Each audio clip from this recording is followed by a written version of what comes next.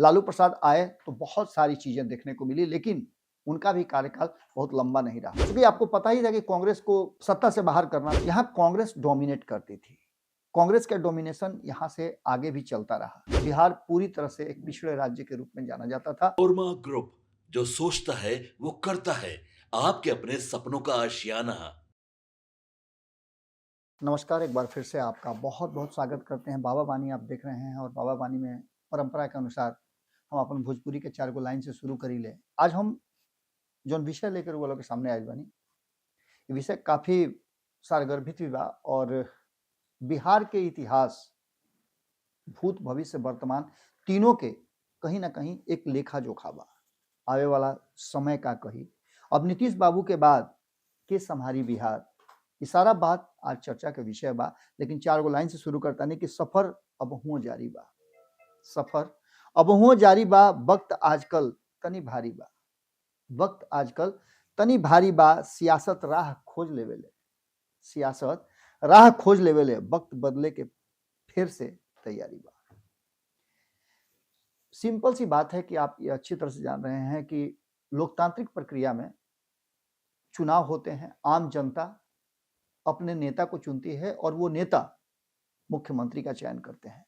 लेकिन बिहार में एक परंपरा बन गई है कि पिछले कई वर्षों से या फिर आजादी के बाद से लेकर के अब तक बिहार में जो परिस्थितियां बनी है उसने इशारा किया है।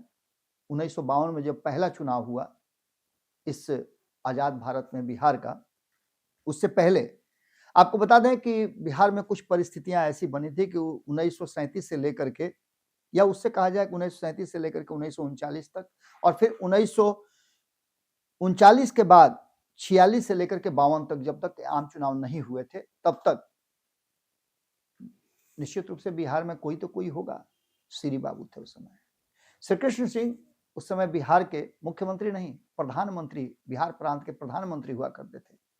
1947 के बाद जब भारत आजाद हुआ, 50 में जब हमारे संविधान आए, तो उस संविधान की प्रक्रिया के तहत बिहार राज्यों के लिए मुख्यमंत्री का नाम दिया गया और केंद्र में प्रधानमंत्री देखते थे। उससे पहले प्रांत हुआ करते थे। जब 1952 में चुनाव हुआ, उसके बाद से बिहार में श्री बाबू की शुरुआत हुई और 1952 से लेकर के लगातार 1961 तक वो मुख्यमंत्री रहे। लेकिन इस बीच में कई फेज आए।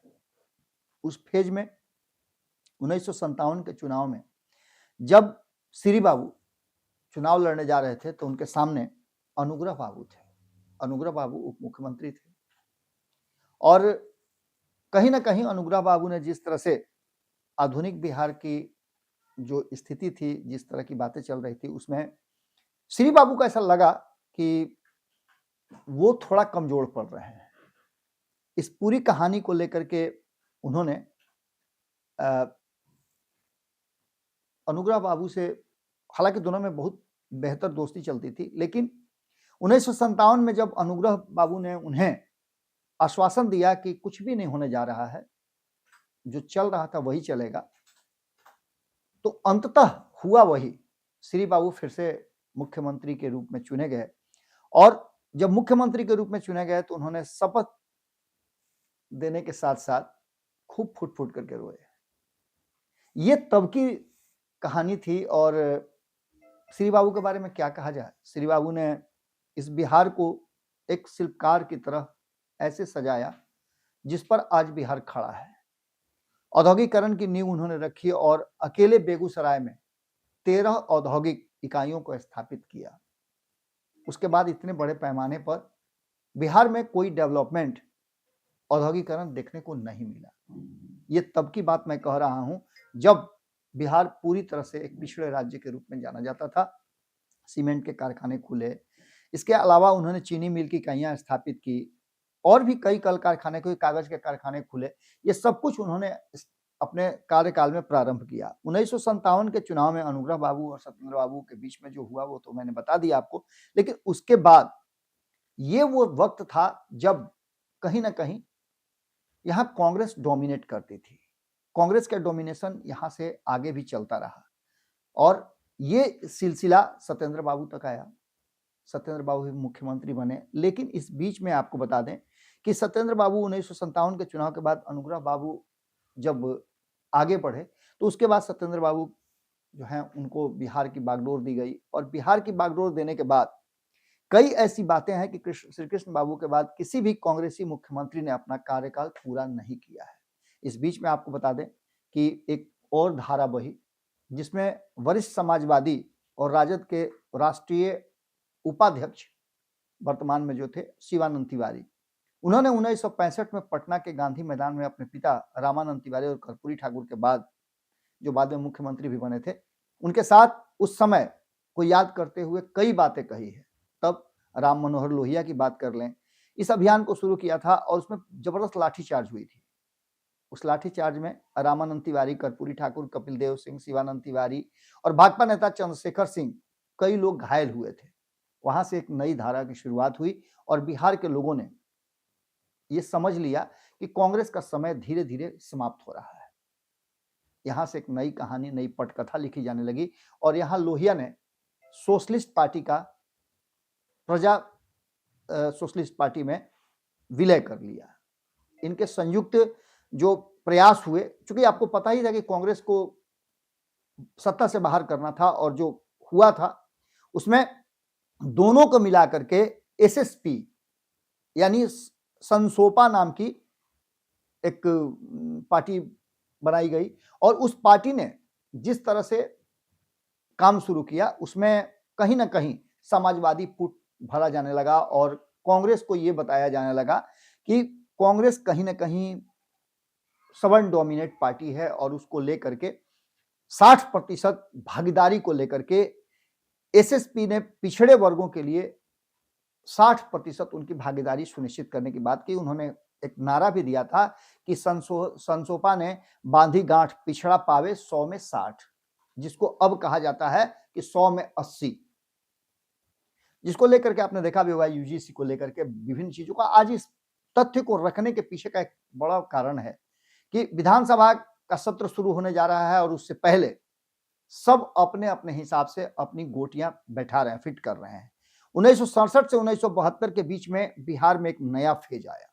इस फेज में कई लोग सत्ता के करीब आए, जिसमें एसएसपी 68 सीटों के साथ कांग्रेस विरोधी गठबंधन सबसे बड़ी सहयोगी बनकर उभरी और कर्पूरी ठाकुर के मुख्यमंत्री बनने की उम्मीद तेज हो गई। लेकिन छोटे जन क्रांति दल 26 सीटें लेकर के आए। कामाख्या नारायण सिंह ने अपनी पार्टी को महामाया प्रसाद को शीर्ष पद पर पहुंचा दिया और कर्पूरी ठाकुर ने अपने गुरु लोहिया की इच्छा के विरुद्ध अनिच्छा से उप मुख्यमंत्री की कुर्सी स्वीकार कर ली। अक्सर आप जानते हैं कि सत्ता में ये सब कुछ होता है, इसीलिए मैंने अपनी 4 लाइनों में लिखा था कि सियासत राह खोज लेवेला। इस संयुक्त विधायक दल में एसवीडी के नाम से जाने जाने वाले इस गठबंधन ने भारतीय जनसंघ, राजनीतिक अलगाव, जनसंघ जिसको बीजेपी अभी वर्तमान में है, उसको लेकर के अलगाव को भी समाप्त कर दिया। 1967 में 1972 के बीच बिहार में 7 मुख्यमंत्री हुए। ये सारे तथ्य इस बात की तरफ गवाही दे रहे हैं कि संगठित पार्टी जो है कांग्रेस, जिसको कहा जाता है कि सबसे पुरानी पार्टी है, आजादी की लड़ाई में उसका एक बहुत बड़ा रोल था, उस पार्टी के शासनकाल के बाद जब ये सब लोग मिल करके एक गठबंधन बनाने की जो प्रक्रिया शुरू हुई और पहली बार ऐसा देखने को मिला कि किसी सत्ता के विरुद्ध एक गठबंधन की नींव रखी गई, लेकिन सबकी अपनी अपनी इच्छा थी, महत्वाकांक्षाएं थी, अति महत्वाकांक्षाएं थी, ये सब टकराई और इस बीच में 7 मुख्यमंत्री, सतीश प्रसाद सिंह पहले ओबीसी मुख्यमंत्री बने, हालांकि वो केवल 5 दिन ही सत्ता का सुख भोग पाए। ओबीसी नेता दरोगा प्रसाद राय, ईबीसी नेता कर्पूरी ठाकुर और दलित नेता भोला पासवान शास्त्री जैसे अन्य नेता भी थोड़े थोड़े समय के लिए मुख्यमंत्री की कुर्सी पर बैठे।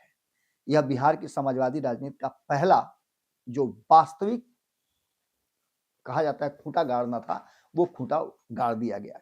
इसके बाद जो ये प्रक्रिया चली, इस प्रक्रिया में आपको बता दें कि जो ये 67 से 72 तक की जो प्रक्रिया चली, इस प्रक्रिया में इस 5 साल के बाद एक नया दौर आया।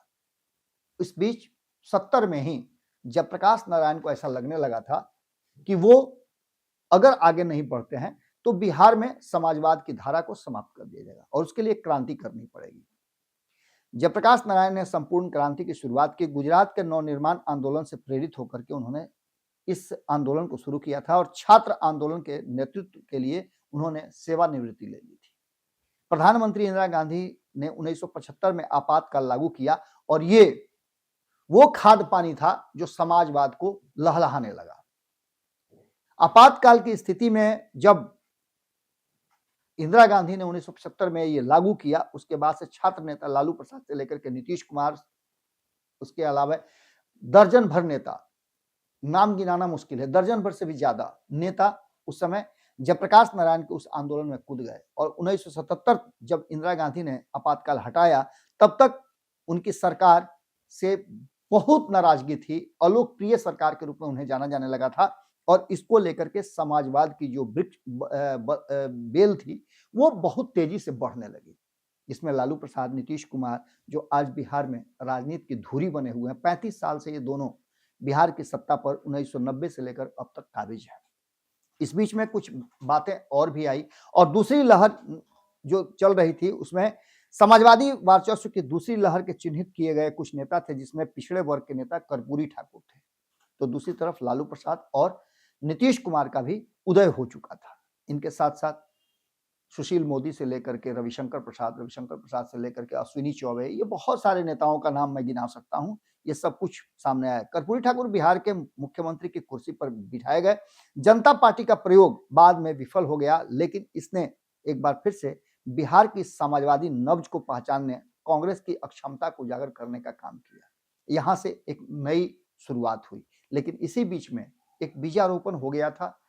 वो जो 100 में 60 पावे वाला बात था, उसको लेकर के मंडल आयोग की सिफारिश हुई और मंडल आयोग की सिफारिश 1988 में कहीं ना कहीं आई। 1988 में जब कर्पूरी ठाकुर की मृत्यु हो गई कि बामुश्किल 1 साल बाद वो फोर्स विरोधी लहर चली और इसके बाद बहुत सारी प्रक्रियाएं, इसमें मंडल आयोग भी सामने आ गया। 1989 में भागलपुर दंगा भी हो गया और इन सब को लेकर के 800 से ज्यादा मुसलमान और 200 से ज्यादा हिंदू मारे गए थे। ये मामला काफी आगे बढ़ गया और इसको लेकर के कांग्रेस की बदनामी तो जबरदस्त होने लगी। लालू प्रसाद मुख्यमंत्री, उसके बाद लालू प्रसाद 1990 में आए और नीतीश कुमार बाकी के लोगों के सहयोग से वो मुख्यमंत्री की कुर्सी पर बैठे। यहां से उनकी यात्रा शुरू हुई और 15 साल तक वो मुख्यमंत्री की कुर्सी पर रहे। मुसलमानों और गरीबों के लिए पैरोकार बन करके वो उभरे थे और पिछड़ों को हक दिलाने के लिए उन्होंने एक शुरुआत की। लालू प्रसाद आए तो बहुत सारी चीजें देखने को मिली, लेकिन उनका भी कार्यकाल बहुत लंबा नहीं रहा। इस 15 साल के शासन में उनकी 2 बार उनकी पत्नी जो है वो मुख्यमंत्री की कुर्सी पर बैठी, इनफैक्ट 3 बार। जब एक बार वो जेल गए तब चारा घोटाले में, और उसके बाद मंडलीकरण पूरी तरह से बिहार की राजनीति का हो गया और पिछड़ों का एक बड़ा दबदबा बिहार की राजनीति में आ गया, जिसे कहा जाता था कि कांग्रेस अगड़ों की राजनीति करती है। हालांकि कांग्रेस ने मुसलमान से लेकर के सभी वर्ग के लोगों को प्राथमिकता दी, लेकिन वही कांग्रेस सीधे तौर पे समाप्त हो गई। अब कांग्रेस पीठ पर चढ़ करके बैताल की तरह किसी दूसरी पार्टी के सहारे बिहार की सत्ता में आई, लेकिन इसी बीच में भारतीय जनता पार्टी भी अपनी पैठ जमा रही थी और भारतीय जनता पार्टी को 1994 में एक बड़ा मौका मिला, जब नीतीश कुमार ने सारे वर्जनाओं को तोड़ करके कॉम्युनल कहे जाने वाली पार्टी भारतीय जनता पार्टी के साथ, जबकि आपको याद होगा कि 1990 में लालू प्रसाद जब मुख्यमंत्री बने थे तो नीतीश कुमार के प्रयास से ही भारतीय जनता पार्टी ने भी उनको सपोर्ट किया था। बीच में आपको पता है कि क्या कुछ हुआ। बीच में फिर से राम मंदिर को लेकर के, बाबरी मस्जिद को लेकर के जो आंदोलन हुआ, उस आंदोलन से आप परिचित होंगे। इस बीच में लालू की सरकार मुश्किल में भी आई, लेकिन 1994 में नीतीश कुमार को ऐसा लगा कि अब जनता दल से उनको अलग हो जाना चाहिए, क्योंकि नीतीश कुमार को ऐसा लगने लगा था कि लालू प्रसाद अपनी मनमर्जी के कर रहे हैं और जो उनके साथ कमिटमेंट हुआ था, जिसकी बार बार हम त्रिवेणी संगम की चर्चा करते हैं, उससे वो इतर जा रहे थे। यादवों को बड़े बड़े जगहों पर बैठाया जा रहा था, ये उस समय के लोगों का कहना है। 1995 में केवल 7 सीटें जीत पाए थे नीतीश कुमार और वहां से उनकी दूसरी यात्रा शुरू हुई। 1996 में जॉर्ज फर्नांडिस को एनडीए में शामिल होने के लिए उन्होंने मना लिया और 2000 में राजद सबसे बड़ी पार्टी के रूप में उभर करके सामने आई, फिर भी एनडीए को सरकार बनाने का मौका मिला। प्रधानमंत्री अटल बिहारी वाजपेयी ने नीतीश कुमार को नामित किया कि बिहार की सत्ता में आप लीड करेंगे, और नीतीश कुमार 2000 में आ गए, लेकिन 7 दिन से ज्यादा वो नहीं टिक पाए। 7 दिन के बाद खुद से उन्होंने इस्तीफा दे दिया, लेकिन यहां से नीतीश कुमार को वो रास्ता मिल गया था। 2005 में नीतीश कुमार 2 बार चुनाव हुआ, फरवरी में नहीं सत्ता बना पाए, तो अक्टूबर में उन्होंने पूर्ण बहुमत के साथ एनडीए गठबंधन की सरकार लाई, जिसमें भारतीय जनता पार्टी की मदद से वो सरकार बना ले, और वो सिलसिला आज तक चल रहा है। इस बीच में आपको बता दें कि नीतीश कुमार 3% से भी कम आबादी वाले समुदाय से आते हैं, लेकिन चूंकि ओबीसी कुर्मी समाज से आते हैं और लौकुश समीकरण का वोट मिलाकर के लगभग 6 से 7% हो जाता है। इसके लिए भी आपको बता दें कि 1994 के बाद एक बड़ा आंदोलन इस लौकुश समीकरण ने किया था।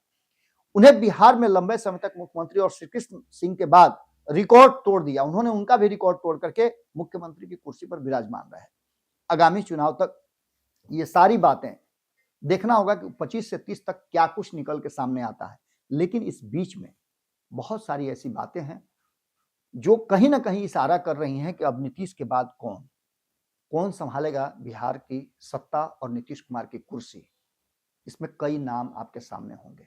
भारतीय जनता पार्टी जो पिछले 20 साल से लगातार नीतीश कुमार का हर दुख सुख झेल रही है। सिक्के के 2 पहलू बताए जाते हैं। जब नीतीश कुमार अलग हो जाते हैं तब भी भारतीय जनता पार्टी नीतीश कुमार का इंतजार करती रहती है।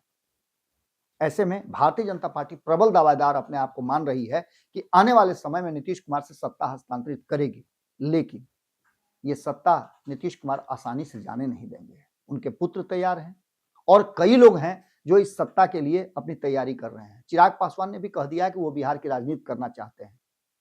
ऐसी स्थिति में अब देखना होगा कि क्या कुछ निकल के सामने आता है। आपके भी नजर में बिहार का अगला कौन सत्ता संभालेगा, किसमें इतनी कैपेसिटी है? तेजस्वी यादव भी एक लाइन में खड़े हैं, दूसरी तरफ चिराग पासवान ने कह ही दिया है।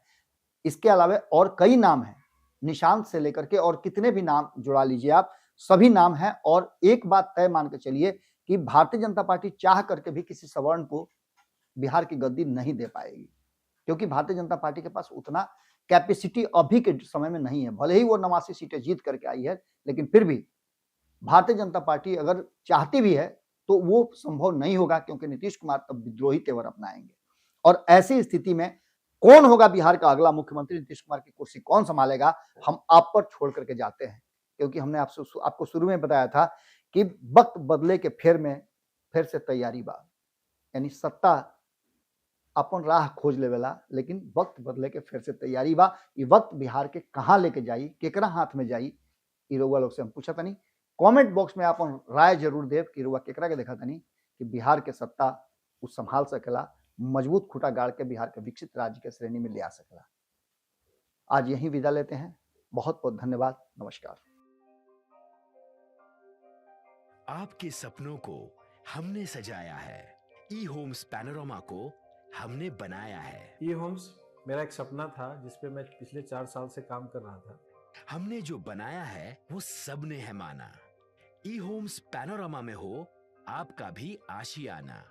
और फाइनली हमने 2021 में इस प्रोजेक्ट को लॉन्च किया। बहुत लोग अप्रिशिएट कर रहे हैं कि पूर्णिया जैसे शहर में, बिहार के, एक तो बिहार की बात करें उसमें भी पूर्णिया जैसे छोटे जगह में इस तरह का लाइफस्टाइल देना, ये सुन के हम लोगों को बहुत अच्छा लगता है।